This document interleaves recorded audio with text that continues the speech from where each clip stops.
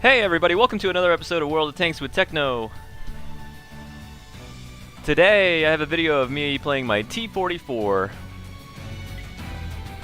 The T-44 is a Russian medium tank. It is tier 8, and on this specific game, my T-44 is still using the just barely upgraded 100mm gun.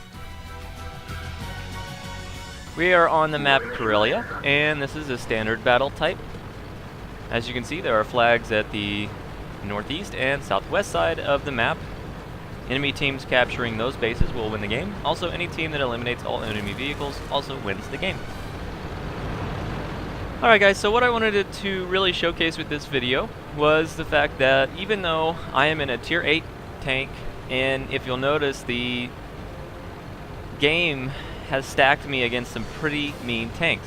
I am only one of 2 tier 8s on my team. Everybody else is tier 9 and 10 except for the scout. And that's pretty consistent with the enemy team as well. So what I want to show really with this video is that even when you get bad matchmaking, if you play smart, which is not what I do the whole time, I will admit that immediately, but if you do play smart and you are careful and you don't just run out in the open and die in the first couple of minutes, you can really be an asset to your team. You know, don't give up and think that you're not going to be able to do anything in the game just because you happen to get bad matchmaking. So just remember that, guys. It really is a skill-based game. You know, skill-based, like shooting your friendly in the back. So I do apologize to the T-71 there. He backed right into my shot, but really, I shouldn't have taken it. I was just eager to get some damage in. Alright, anyway, so we're fighting a T-54 on the hill here. The bat chat there takes out the Lorraine pretty early on in the game. Just to show you, you know, those autoloaders have pretty nice burst damage. But right now, he's probably reloading, so he's not going to be a whole lot of help.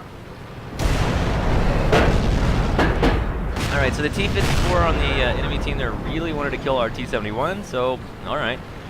He basically just goes for broke and chases the T-71 down. Now, really it wasn't a smart move on his part. The T-54 is a very good tank. It's the tank that comes after the one I'm in right now. And it's actually a pretty dramatic improvement over the one I'm in right now. So he really could have helped his team out a whole lot. And our T-71, honestly, in a tier 10 game like this, they're not as effective as they are in a much lower tier. So it really wasn't a fair trade, in my opinion. Alright, so we took the high ground here. Now this was really good for me, especially in this type of game, because what I can do is I can kind of get some flanking shots into people. And basically we're just going to hang up here with this bat chat right here. And we're just going to try to get some shots into people as they're trying to advance along this flank. Now I have fired a couple premium rounds. That was with the T-54 because I bounced 2 or 3 in a row and I really needed to kill him before he started doing too much damage to me. So I really don't use that many this game though, but it's always nice to have a couple just in case. Alright, so I noticed that over on the north here it's looking really, really weak. You'll notice if you look at the minimap, we have quite a few people south, but north is very, very scarce. We have 1 tank up here and an artillery. So what I want to do is I want to head this way and start reinforcing this area. Try to get some flanking shots in. Stay in cover. You know, get behind bushes and things and use cover effectively. Alright, now that I've fired though, remember, you're not nearly as sneaky as you think you are in most of these tanks. So if you fire, count on that you were spotted as well. So me staying right here is really pretty dangerous because really I should have been spotted by that E75, or sorry, the AMX 1375, and he will have relayed my position to anybody on this whole north border. Now luckily, I don't end up paying for my mistake right there, but just remember guys, you have to basically always assume if you fire, you've been spotted. If you have 6th Sense on your tank, that helps a ton, but remember, 6th Sense only goes off 3 seconds after the spot has happened. So, you know, yeah, it's useful, but it's not nearly as useful as you think it would be, especially with that over there. See that tank destroyer? If you look on your minimap right now, in the C5 area, they have an FV215B183. Now, that may not really mean a lot to a lot of you guys just because you're not familiar with some of these high-tier tanks, but a FV-215 V183 is the Tier 10 British tank destroyer, and it has the single highest one-shot damage of any tank destroyer and anything that's not artillery in the game. It does an average damage of almost 1,200 damage, and if it's loaded premium, it does almost 1,800. So I've only got 600 health. Whatever he does, if he hits me, I die. So anyway, I noticed that the T-57s have started to come up the hill behind me, and so what I want to do is get some spotting in. Now I make a mistake and I really just charge down the hill, but I'm trying to get below people's gun lines. Alright, I spot the 215. I go ahead and put a round into him and set him on fire, which is really, really good. I get another round into him. He's on 33 health. Can we finish him off? No, he goes invisible.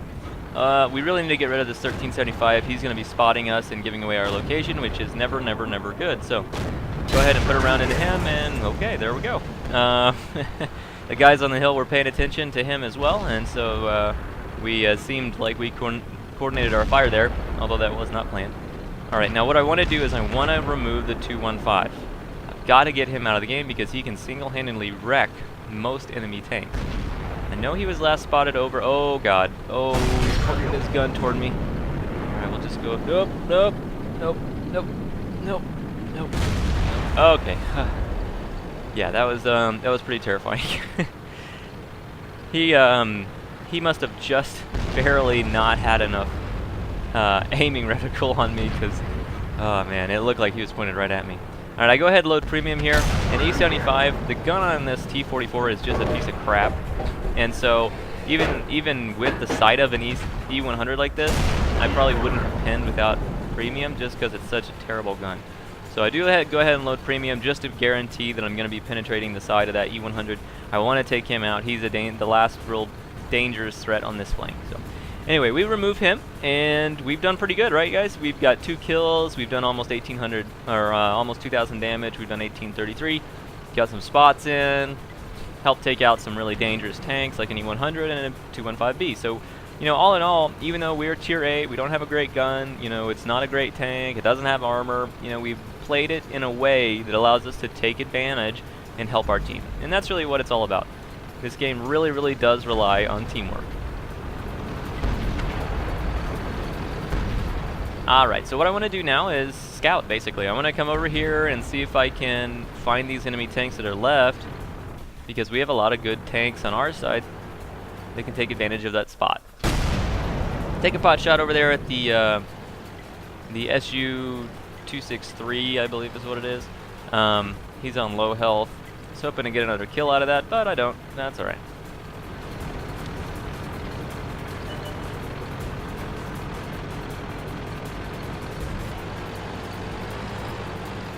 Yeah, it looks like both of the guys over there are pretty low on health, so that's good. Alright, found the artillery. Let's go ahead and start removing him from the game. Can we get another shot in before somebody else kills him? Yes. Alright, cool. Alright, so we're up to 3 kills, 2283 damage, and well, that's it. That was game. Let's see how we did. Alright, we got second class. Good enough for 40,000 credits and 3182 XP, doubled with premium. If we look at our team score, we actually scored the highest out of any tank on our team. A score of 1,061 base XP, 2283 damage, and 3 kills.